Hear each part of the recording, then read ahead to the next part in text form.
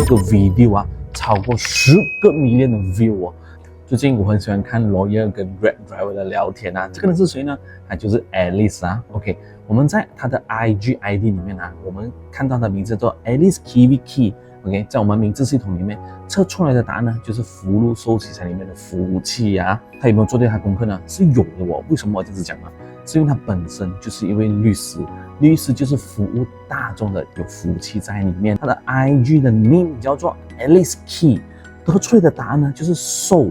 寿是什么呢？就是很健康、很正能量。你看啊，他跟 Grab driver 的谈话中啊，真的是很正能量的，只是那个 Grab driver 很低能量。OK， 所以表示说他拍这个视频的目的就是要让大众能感受到正能量是很简单的。小蓝书呢，它的名字叫 Alice Kiwi 啊，得出来的答案呢是白哦，然后他的小红书得出来的答案呢就是黑，还有一个 TT， 他得出来的答案呢就是黄。